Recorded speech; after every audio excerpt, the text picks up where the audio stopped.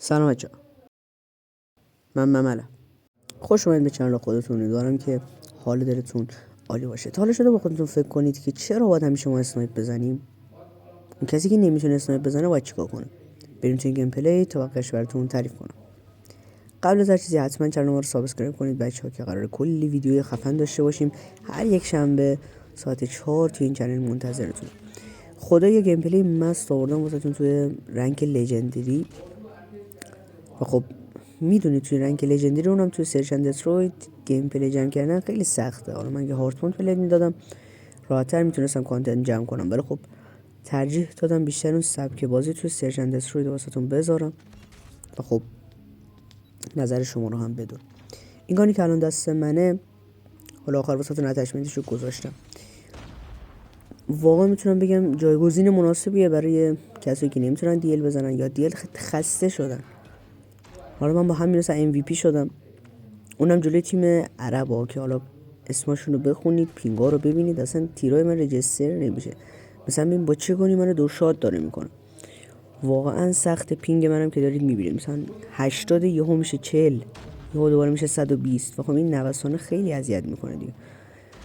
بعضی جاها میس میدم. اون نومیس پلیر بودم خدا وکیلی توی این دستایی که بازی کردم، ولی خب حالا در کل خیلی گانه خوبیه.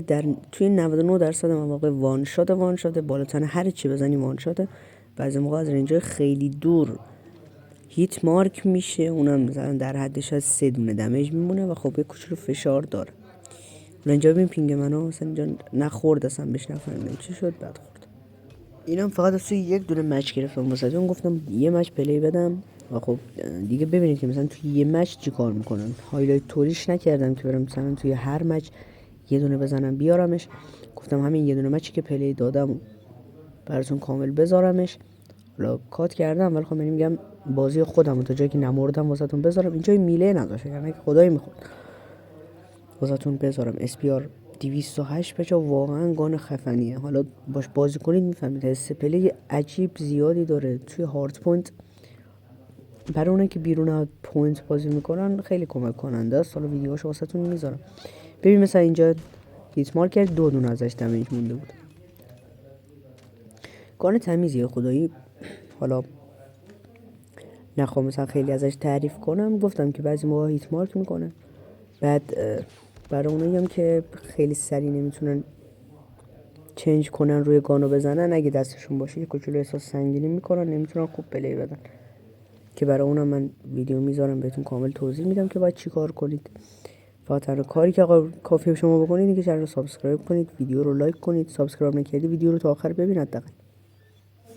و خب اینکه بخوام یک توضیح کلی از چنل بدم، چون این اولین ویدیومون بوده، ما اینجا ویدیوی مولتی میذاریم. من اصلا و ابدا بتل پلیر نیستم. از پروفایل اکانتم معلومه که بعد از 2 سال خوردی اصلا بتل پلی ندادم. آره این از اتچمنت. امیدوارم که از ویدیو خوشتون اومده باشه. تا ویدیو بعدی فعلا بابای.